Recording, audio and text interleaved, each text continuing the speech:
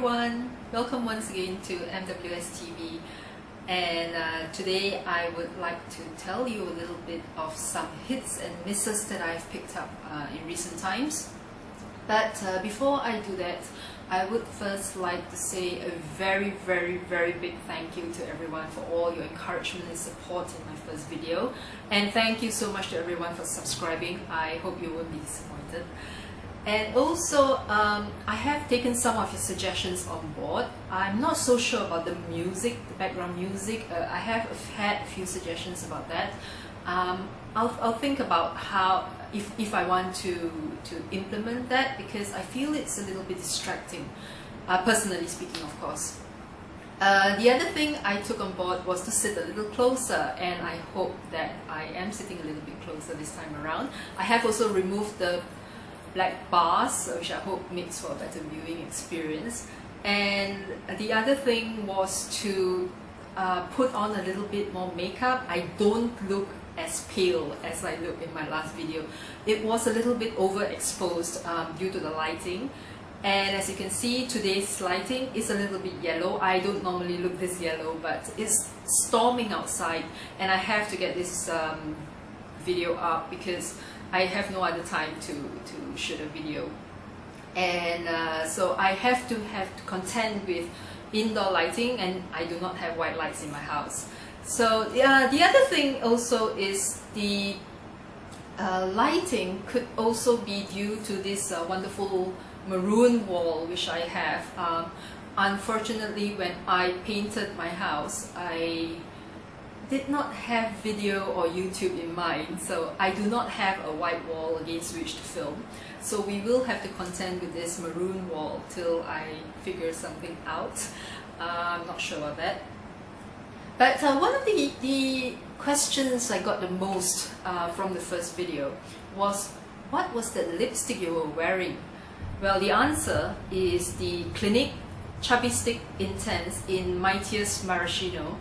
It is a more intense version of the Clinique Chubby Sticks, and I believe I have done a review on this. I will leave a link in the box below. This is a very lovely color, as you have seen in the last video, but I have noticed that over time it takes on a little bit of a waxy smell that does not is not really present the first time you buy it. So I'm not sure about getting more. The waxy smell does get to me a little, so this could be my last. And speaking of lipsticks, here's a new one from Givenchy. It's the Le Rouge à Porter lipstick, which is a balm type lipstick. It's got the very lovely sleek portable packaging, and I have here one in a very nude sort of shade. It's 104. Most of you would know I'm not into nude lipstick. It just doesn't sit very well with me. I look kind of dead. But if you're interested to see me wear this, which I probably would at some point on the blog, let me know in the comments and I will get to it. The Givenchy Le Rouge à Porter, I'm reading off this box by the way. It's a balm lipstick. We are not strangers to balm lipsticks, are we? One of my favorites is actually from Dior, and the texture is quite balmy, and the color, the pigment is not very strong.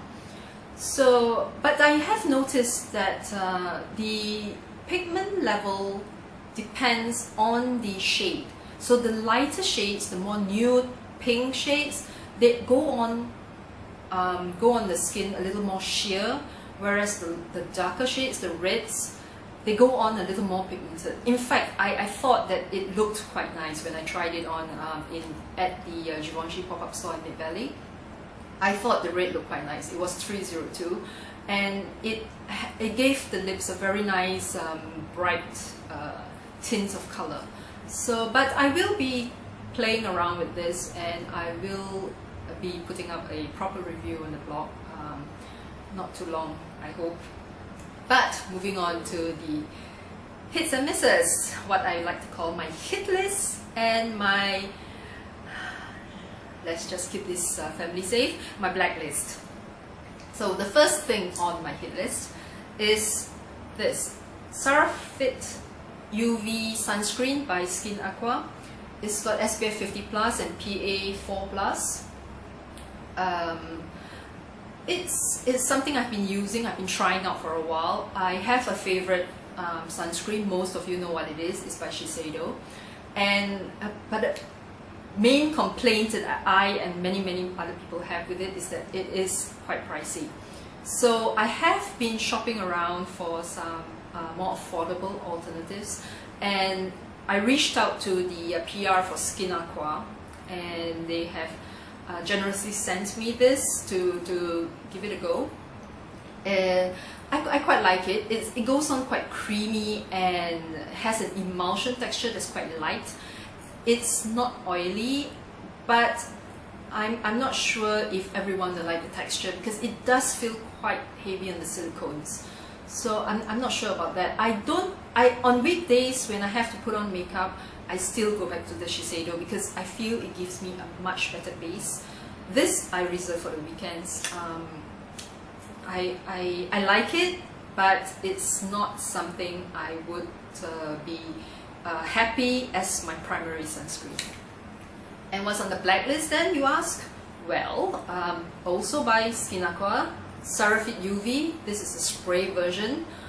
I don't get spray sunscreens. I know they seem practical and they seem like you could just spritz it on and you know, get your sunscreen replenished or whatever it is, but I have tried many versions of spray sunscreens. I don't like a single one of them because they all feel weird on the skin, and I don't think that people will spray on enough. You have to spray on regularly, a regular layer, in order to get the best out of your sunscreen. I don't think this gives you the best type of coverage. Also, if you are outside and the wind is blowing, if you're by the beach where you think, hey, a spray sunscreen, you know, it's convenient, it's easy for me to top up my sunscreen, and then the sea breeze comes along and there goes your sunscreen, you know, none of it gets on your skin, but you think it does, so you think you're protected, and in fact you're not.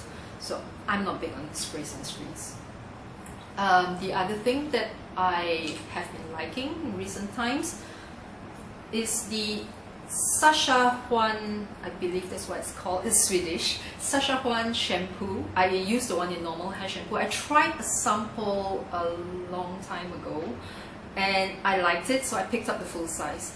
The texture is very light. I like that it's light. It makes my hair feel light. I know you're wondering, hey, look, you've got short hair. Any shampoo will do. To a degree, yes, that's true. But there is a difference when you use a better shampoo than when you use something that does not work so well for your hair. This one is light. It doesn't weigh my hair down. It doesn't dry my hair out. I only need very little. And I like that spicy, musky scent that's in there. It smells to me a little masculine, so not everyone will like it.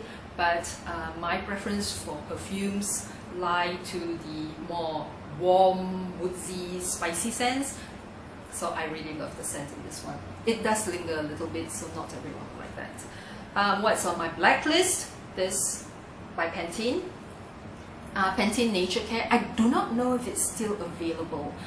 This was one I had and I found it in my stash, so just before it expired I thought I would use it. I have reviewed it. When I liked it the first time around, but this time, maybe, I don't know, maybe my hair's been spoiled. I was using Kerastase before this, and I don't know, it just didn't work for my hair. It seemed to dry it out, it seemed to make my hair fall out a little bit more. I'm not sure, but I've reached a stage where I don't think I can afford to lose more hair than necessary, so that's that.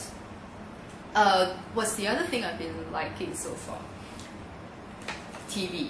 I have this thing for TV series, and one that I've been catching up on and watching quite diligently thanks to iFlix is this Agents of Shield. If you enjoy a little bit of action-packed, a little bit of drama, a little bit of humor, and of course this operates in the Marvel superheroes universe, so anything is possible. I really enjoy it, and when I grow up, I want to be Agent Melinda May. She's seriously kick-ass. She's played by Ming Na Wen, and she's amazing. What's on my blacklist is this. Can you see it? Arrow. I watched the pilot, and then I watched the first episode. I just couldn't get into it. I'm just not sure I would enjoy it. But of course, if you feel that it gets better as the series goes on, please let me know. Maybe I can persevere, because the first half of season 1 of Agents of Shield was, I felt, a little bit draggy. I wasn't so sure I wanted to continue, but I was assured on Twitter that it gets better, and it does. After the first half of the first series, it gets much better, and it just gets pretty amazing. So I'm halfway through season 2, and I'm looking forward to season 3 coming up. What else do I like? Hey, on my hit list, Laneige Water Sleeping Mask. This is a new version. It used to be called Water Sleeping Pack EX. It's now called Water Sleeping Mask. I think it might be because it's just easier to understand what a sleeping mask is as opposed to a sleeping pack. I was never quite sure what that was. But the scent now is a lot lighter. I'm very happy about that. It still makes my skin feel nice and hydrated. It's so easy. You just slap it on, go to sleep, wake up, nice skin. So I'm still very happy with this one. I will have a review go up on the blog, so it will all go into detail there. What's on my blacklist? This BioEssence Hydra Tri-Action Aqua Droplet Sleeping Beauty Mask, longest name in history. I don't like this at all. I only bought it because it is such a cult product online, and I honestly have no idea why. I think it retails for something like £25 online, and at today's exchange multiplied by 6, I'm not very good at math, it's astronomical. I got this at about 55 ringgit on sale at Watson's, and honestly, I don't think I would have even paid 55 ringgit for it. I just feel that it is too heavy on the skin. It's interesting, you get these strange water droplets. I have my review, which I've put the link to, so you can read what I think about it in full detail. But I don't like the smell, I don't like the texture, and I just don't think it is a very good product. I mean, next to Laneige, sure, it's half the price of Laneige, but you know, you get what you pay for. And on the final thing on my hit list, surprise, surprise, a ceramic coated frying pan. I know this is the strangest thing, right? But I bought this just it was on sale. I had been hearing about using ceramic coated pans, so I figured, yeah, why not? Let's just give this a go. This is by a Korean brand. It's called Roychin. The pan is a very pretty salmon pink, not really my shade, but it'll do. And what I love about it is that it's seriously non-stick. I could fry an egg. I put a little bit of oil in there. I could crack an egg in there, and the egg would just slide it around. It's amazing. I do use a little bit of oil because I use a little bit of oil in all my cooking, and it's a good product. It is I've used it. I like it for frying stuff, for pan frying, because nothing sticks, and it's so easy to clean, and it's easy to pan fry something. It gets it nice and brown, so I like that a lot. And what's on my blacklist is this relatively old non-stick Tefal pan that I have. I do not know if it's old or if it's the quality, but it's gone from non-stick to stick. and no, I just couldn't contend with that anymore. My omelets never came out whole, they would come out in pieces, whereas with the ceramic coated pan, it actually came out in one piece. It makes me very happy for some strange reason, and now I sound like an infomercial. But anyway, that is my hit list and my blacklist this time around. And while we're on the topic of food, when I launched MWStv, I thought I would give myself a little treat. So off I went to my favorite Japanese restaurant for some amazing sushi. My favorite Japanese restaurant is Sushi Hinata at St. Mary's Residences it's in KL, and it serves the most amazing fresh sushi and sashimi that I've had outside of Tsukiji market in Japan, and it's really delicious. The downside, of course, is that it is also really pricey, so it is not somewhere that I can just pop by for a quick bite. No, it's once or twice a year, if that, affair. And but the quality of the food is amazing. I've used that word too many times in this video, amazing. But the quality of the fish is very fresh. I actually saw a sign on the door of the restaurant that they were closed for about 1.5 weeks because they could not get fresh fish from Japan. I thought that was quite admirable, that we are assured of fresh fish. I do highly recommend getting reservations, because you don't want to be disappointed. It's not a very big restaurant, and they do fill up quite quickly, so I always book ahead. The other thing that I really enjoyed, the dish I enjoyed the most this time around, was the scallop sashimi. Scallops sashimi sushi. It was absolutely delicious. It was so sweet. It tasted like it had just been fished out of the ocean. You know, it was, that's the word again, it was amazing.